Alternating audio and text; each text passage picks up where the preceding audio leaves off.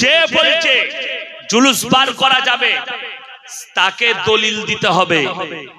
জিজ্ঞেস করো, সকাল 10টায় বেরিয়েছে ডিজে নিয়ে, বর্তমান টাউনে র্যালি করছে, নবীর মহব্বতে হাতেতে কলমা লেখা ঝান্ডা, কিন্তু হারাম করে এক ওয়াক্তের নামাজ পড়ে না। আর বুখারী শরীফের রিওয়ায়াতে আছে, যার নামাজ নেই তার ইসলাম নেই। জোরে বলুন সুবহানাল্লাহ। 12ই রবিউল আউয়াল রোজা রাখলেন, জোরে বলুন সুবহানাল্লাহ। সাহাবীরা বললেন, ইয়া রাসূলুল্লাহ, আজকের দিনে আপনি রোজা রেখেছেন? নবীজি বললেন, আমি আল্লাহর শুকর আদায় করে, এটা হাদিস, হাদিসের মধ্যে বর্ণনা হয়েছে, আমি আল্লাহর শুকর আদায় করে রোজা রাখলাম, এই দিনে আল্লাহ তাআলা আমাকে দুনিয়াতে পাঠিয়েছেন। জোরে বলুন সুবহানাল্লাহ। তা এদের ইসলাম আছে, এরা বলছে হাম আসিকে রাসূল হ্যাঁ। এই কথা তো গুটকাখোর মৌলবীর কথা, যার সিন্নি খেয়ে যার পেট ভরে, লোকের ঘরে মিলাদ করে যার পেট ভরে, লোকের মাজারের মাল খেয়ে যাদের পেট ভরে, এই মৌলবীরা ফতোয়া দিবে যে ঝান্ডা নিয়ে বের হ, কেন? সে নাজরানা পাবে, খেতে পাবে, সিন্নি খেতে পাবে। এদের নাম রেখেছি আমি গুটকাখোর আর জিলাপি হুজুর। জিলাপি খায়, মিলাদ পড়ি, রাগ হবে। শুনেলেন, আমি শওকতের বেটা চ্যালেঞ্জ ছুড়ে বলে গেলাম, ওই রকম একটা মৌলবীকে এখানে স্টেজে জোগাড় করুন, আমি এখনো আছি 2 ঘন্টা 8টা পর্যন্ত, নিয়ে আসুন। যদি আপনার জানা মতে থাকে কোন বাপের বেটা মৌলবীকে, যে বলে দিবে জুলুস বার করা যায়। গুটকাখোররা কি বলছে জানে? হুজুর নিষেধ কোথায় আছে? একটা ছেলে ফোন করে বলছে জুলুস বার করা যাবে না নবীর মহব্বতে, হাদিসে কোরআনে নিষেধ কোথায় আছে? আমার কাছে উত্তর আছে, আমি তো বার করতে পারবো না, আনোয়ার ভাইও পারবে না, এরাও পারবে না, কোনো মৌলবী বার করতে পারবে না হাদিসে নিষেধ কোথায় আছে। উদাহরণ দিচ্ছি, এশার নামাজ, ফরজ নামাজ ক রাকাত? তাড়াতাড়ি বলুন, জোরে বলুন। ক রাকাত? 4 রাকাত। আমি ইয়াসিন বলে যাচ্ছি, কাল থেকে 6 রাকাত পড়বেন। আপনারা কি জিজ্ঞেস করবেন আমাকে? কথা বলেন, উত্তর কি দিবেন? আমার কাছে হাদিস কোরআনের দলিল দেন, বলবেন না? বলবেন না? আমি যদি বলি নিষেধ কোথায় আছে দেখা, খুঁজে পাবে এই মৌলবীরা? এরা পাগল হয়ে যাবে। হাদিসে নাই, তা থাকবে কি করে? এই যে জায়গাটাই জলসা হচ্ছে, আমি যদি বলি এই জায়গাটা আমার বাপের, কি চাইবেন? কথা বলে, দলিল, দলিল চাইবেন। আমি যদি বলি আমার বাপের নয়, ওই দলিলটা দেখা, তো আমাকে পাগল বলবেন না? বলবেন না? পাগল বলবেন। তো যে বলছে জুলুস বার করা যাবে তাকে দলিল দিতে হবে। নাই দলিল, নাই বলি তো নায়ের দলিল নাই, থাকলে তো নায়ের দলিল থাকতো। হ্যাঁ না না, জায়গা আমার নয় বলি তো আমার কাছে দলিল নেই। যার জায়গা সে কি করে দলিল দিতে পারবে যে ইয়াসিনের নয় এই নামে দলিল আছে? ওই জন্য ভাবনা চিন্তার বিষয় আছে।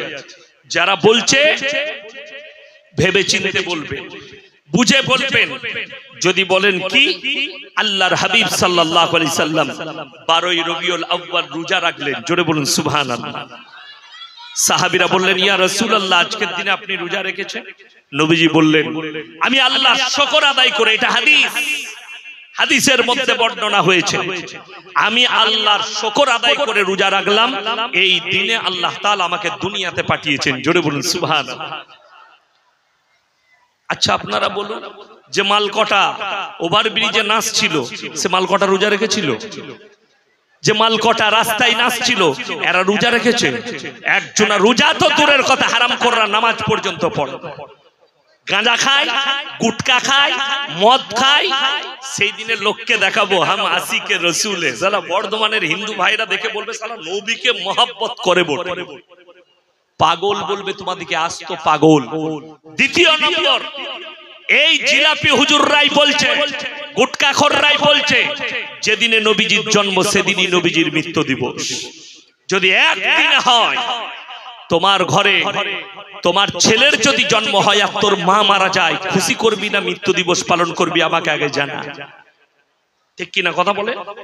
যদি ঘরেতে বাচ্চা পয়দা হয়, খবর আসে যে আমার বেটা পয়দা হলো, আবার খবর এলো আমি যখন মিষ্টি নিয়ে ঢুকছি যে আমার পাড়ার লোক দিকে মিষ্টি খাওয়াবো, আমার বেটা হয়েছে, রাধা বল্লভ মিষ্টান্ন ভান্ডার থেকে 5000 টাকার মিষ্টি নিয়ে ঘর ঢুকছেন, আর ঘরে ঢুকে দেখছেন আমার মা মারা গেছে, মিষ্টি বিলিয়েবেন খুশিতে না চোখের পান্না বেরুবে? তাড়াতাড়ি বলুন। চোখের কান্না। তো তুমি আগে প্রমাণ করাও জিলাপি বিলিয়ে, খিচুড়ি রেঁধে, বিরিয়ানি রেঁধে নবীর জন্মদিন পালন করবে না মৃত দিবস পালন করবে। যদি বলো খুশি, তাহলে তুমি নেমক হারাম, নবীর মৃত্যু দিনে খুশি মানাচ্ছ তুমি। ওই জন্যই চোখের পানি পড়বে রোজা রাখলেন। পাড়ার ছেলেরা রোজা রেখেছে, মসজিদে একসাথে চাঁদা তুলে ইফতারি করুন, আলহামদুলিল্লাহ, কোনো ব্যাপার নাই। জোরে বলুন সুবহানাল্লাহ। কোনো অসুবিধা নেই। আপনি রোজা রেখেছেন কিসে? আমার নবীজি রোজা রেখেছেন, আল্লাহ দুনিয়াতে পাঠিয়েছেন। আমাদের দেশে যতগুলো ভাই আছে তাদেরকে বলি, আপনারা দেখবেন বর্ধমান টাউনে শিক্ষিত লোকরা বাস করে, আমাদের মতো মাঠের ঘাটের নয়। যারা ফ্ল্যাটে বাস করছে, রেনেসাই ঘর ভাড়া নিচ্ছে, সব স্ট্যান্ডার্ড, তাই না? রেনেসাই আছে, কেউ ফ্ল্যাট কিনেছে, কেউ বিগ বাজারের পেছনে ফ্ল্যাট কিনেছে। কারা? চাকরিজীবীরা, বড় বড় ব্যবসায়ীরা, টাকা আছে তাদের। আমার মুসলমান ভাই নামাজ পড়ে 5 ওয়াক্তের, ছেলের জন্মদিন পালন করছে, নিজেকে মুসলমান বলে দাবি করে, কেক কেটে। আর জিজ্ঞেস করো, এই জিলাপি হুজুররাই বলবে, গুটকাখোররাই বলবে ছেলের জন্মদিন পালন করা হারাম। আর আমি বাংলাদেশের দেখিয়ে দেব কয়েকটা গুটকাখোর কেক কেটে নবীর জন্মদিন পালন করেছে। আমার ছেলের করলে হারাম আর নবীজির করলে জায়েজ। আগে দেখতে হবে কোন সাহাবী করেছেন, কোন ইমাম করেছেন। 4 জন প্রসিদ্ধ ইমাম, ইমামে আজম আবু হানিফা রাহিমাহুল্লাহ, ইমাম শাফি, ইমাম মালিক, ইমাম হাম্বল, এই 4টা ইমামের মধ্যে তাদের জীবন দশায় কেউ জুলুস বার করেনি, নবীর জন্মদিন পালন করেনি। আর এই হারামখোর, গুটকাখোর, জিলাপিখোর হুজুররা বলছে যে এদের মধ্যে, দেওবন্দীদের মধ্যে নবীর মোহাম্মদ নাই, এদের মধ্যে নবীর ভালোবাসা নেই। গালি দিচ্ছে আমাদেরকে। আমি তোমাদের লেগে দোয়া দিই, যারা গালি দাও আল্লাহ তোমাদেরকে হিদায়াত দান করুন। আজকে মুসলমানের মধ্যে এই কমি যে আমি নিজেকে মুসলমান তো বলেছি, নবীজির আখলাক চরিত্র আমার মধ্যে এলো না, আমি বাস্তবায়িত করতে পারলাম না, অথচ আমি নিজেকে মুসলমান বলে প্রকাশ করি। আমার মুসলমান ভাই, বেঈমান কাফেররা জাল বিছিয়েছে আপনার উপরে, আর তারা কামিয়াবি লাভ করেছে। জালটা কি? 1 নম্বর জাল আমি এই স্টেজে প্রমাণ দেব আপনাদের। এই দেখেন, এই পানির বোতল, এটা বেঈমান কাফেরদের একটা বড় জাল। এখন বিয়েতেও দেওয়া হচ্ছে, জলসাতে স্টেজে বক্তাদিকেও ধরিয়ে দেওয়া হচ্ছে। কেন? অত ঝামেলার দরকার নাই, ঘর থেকে জওয়াকার গিলাস আনবি। 1 গিলাস পানি পান করতে গেলে আমার নবীজি সাল্লাল্লাহু আলাইহি সাল্লাম 6টা আদব বলেছেন। জোরে বলুন সুবহানাল্লাহ। বোতলে সব শেষ। কাদের আখলাক? ইহুদি আর নাসারাদের আখলাক। উলামাদিকে জিজ্ঞেস করুন, আল্লাহর কসম, আমার নবীজি সাল্লাল্লাহু আলাইহি সাল্লাম দুনিয়াতে এলেন, আপনার চপ্পল পরা থেকে মাথার চুল পর্যন্ত প্রত্যেকটা জিনিসের আদব নবীজি শিখিয়ে দিয়েছেন। জোরে বলুন সুবহানাল্লাহ। যে নবীজি চপ্পল পরা শিখিয়েছেন, তোমরা যখন চপ্পল পরবে ডান পাটা আগে ভরবে, তোমরা পায়খানায় গেলে বাঁ পাটা আগে দিবে, পায়খানা ঘরের ভেতরে চুপ থাকবে, পায়খানা ঘরের ভেতরে খানা খাও না, পায়খানা ঘরের ভেতরে কথা বলো না। আমাদের দেশের কিছু লোক আছে, সকালবেলায় পায়খানা ঘরে বিড়ি না খেলে তাদের হাগাই হয়। ঠিক বললাম না ভুল বললাম? তারা পায়খানা করতে বসে বিড়ি টানে, তবে হাগা হয়। নাউজুবিল্লাহি মিন যালিক। আমার মুসলমান ভাই, তুমি নবীজির সুন্নাত পালন করছো না, নবীজির খেলাফ আছো, তুমি ভেবে দেখো। আল্লাহ নবী সাল্লাল্লাহু আলাইহি সাল্লাম পায়খানা থেকে বেরোবার দোয়া বললেন, ডান পাটা দিয়ে বের হবে। মসজিদে প্রবেশ করলে ডান পা দিয়ে প্রবেশ করো, ইতিকাফের নিয়ত করে নাও। এই জন্য নবীজি বলেছেন যে আমার সুন্নাত ইতিকাফের নিয়ত করবে। মসজিদের ভেতরে আল্লাহর ইবাদত ছাড়া দুনিয়াদারির কথা বলা একদম শরীয়ত সম্মত নয় এবং পাপের কাজ। আজকে মুসলমান জুম্মার দিনে মসজিদের ভেতরে ঢুকে, ক টাকা ব্যবসা করলি ভাই, তোর ভালো বিক্রি হয়েছে, ভেতরে হিসেব করছে। ঠিক কিনা কথা বলে? যেমন আমাদের সমাজের কিছু লোক আছে, আপনার পাড়াতে চেক করবেন, নামাজ পড়ে না 1 ওয়াক্তে, চায়ের দোকানে 3 ঘন্টা আড্ডা মারে, কিন্তু তাদেরকে যখন ইমাম মুসল্লিরা বলতে যায় ভাই নামাজ পড়ো না কেন, বলে সময় হয় না। কিন্তু হারামখোর 2 ঘন্টা আড্ডা মারছে। কোথায় কোথায় আড্ডা মারে? আমি বললাম বলে গিলাসটা আনলে নাকি? আমি বলে এসেছিলাম, ভুলে গিয়েছিল বেচারা। কি বুঝলেন? যাই হোক, আমার মুসলমান ভাই,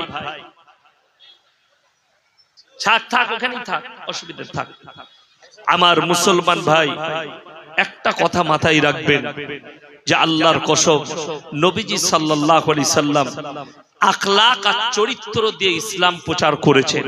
নবীজির এক একটা আখলাকে, এই যে পানিটা, এই পানিটা ঠান্ডা, আপনাদেরকে পরীক্ষিত দেখিয়ে দিচ্ছি। আমার মোষটা ছোট আছে না বড় আছে? ছোট আছে। আমি যে এই পানিটা পান করব, বিসমিল্লাহ বললাম, 3 নিঃশ্বাসে পানি বিসমিল্লাহ বলে শুরু করা। আর সব থেকে বড় খেয়াল রাখা, আমার যে মোষটা আছে সেটা যেন পানির মধ্যে ডুবে না যায়, পানিটা হারাম হয়ে যাবে। জোরে বলুন সুবহানাল্লাহ। আমেরিকা, লন্ডন, ব্রিটেনের বৈজ্ঞানিকরা এটার উপরে গবেষণা করলেন। কেন নবীজি বললেন যে মোষটা যদি পানির মধ্যে ডুবে যায় তাহলে সেই পানিটা পান করা হারাম হবে। এই জন্য রাসূল সাল্লাল্লাহু আলাইহি সাল্লাম বললেন, তারা গবেষণা করার পরে খুঁজে পেল, আমেরিকা, ব্রিটেন, লন্ডন, জাপান, জার্মানের ডাক্তাররা, যে মোষ যদি পানির মধ্যে ডুবে, তার মধ্যে পয়জন যদি থাকে, সেই পয়জন যদি পেটে যায়, পেটের ক্ষতি হবে, নারীর ক্ষতি হবে। জোরে বলুন সুবহানাল্লাহ। নবীজি বিজ্ঞান সমতুল্য কথাবার্তা বলেছেন। মোষ ছোট, দাড়ি বড়, এবং 40 দিনের আগে বগলের চুল এবং নাভির চুল তোমরা পরিষ্কার করে নাও। পরিষ্কার পরিচ্ছন্নতা ইমানের একটা অঙ্গ বলা হয়েছে। আমার ভাইয়েরা, ইমামদিকে যতই কম বেতন দেন, ইমামদের জামা সব সময় সাদাই দেখতে পাবেন। ঠিক বলেছি না ভুল বলেছি? ইমামদের জামা ময়লা দেখেছেন কোনোদিন? না। আনোয়ার ভাই কত বেতন পায় আমি জানি না, তবে আশা করি 20,000 পাই না। কথার কথা বলছি। যাই হোক, আমি কথা বলছি আপনার, কিন্তু দেখুন, আমার মাদ্রাসায় আমার বেতন হচ্ছে 10,000 টাকা। আমার মাদ্রাসা 10,000 টাকা বেতন, 1 মাস পরে। আমার কথা বাদ দেন, আমার মাঝের আরো যে শিক্ষকরা আছে, আরো যে ইমামরা আছে, তাদের জামা দেখবেন পরিষ্কার পরিচ্ছন্ন। সপ্তাহে একদিন মামুল বানিয়ে কাটবেন। যাদের রবিবার ছুটি থাকে, স্কুলে, আপনার চাকরিতে, ডিউটিতে, কাজেতে ছুটি থাকে, ব্যবসায়ীরা রবিবার বর্তমানে দোকান বন্ধ থাকে, মামুল বানান, প্রতি রবিবার নখ কাটবো। সপ্তাহে একদিন, নখ ছোট, গোঁফ ছোট, দাড়ি বড়, বগল এবং লাভির নিচে চুল 40 দিন আগে তোমরা পরিষ্কার পরিচ্ছন্ন করে নাও। এটা ইমানের একটা অঙ্গ। এবং মায়েদের জন্য সব থেকে মারাত্মক বিষয়, মায়েরা শুনেলেন, মায়েদের লাভির নিচে চুল এবং বগলের চুল ছাড়া শরীরের যে কোনো অঙ্গের চুল কাটা হারাম। এবং যে মেয়েরা চুল কাটবে, যারা বিউটি পার্লারে যায়, যারা ক্রিম ব্যবহার করে,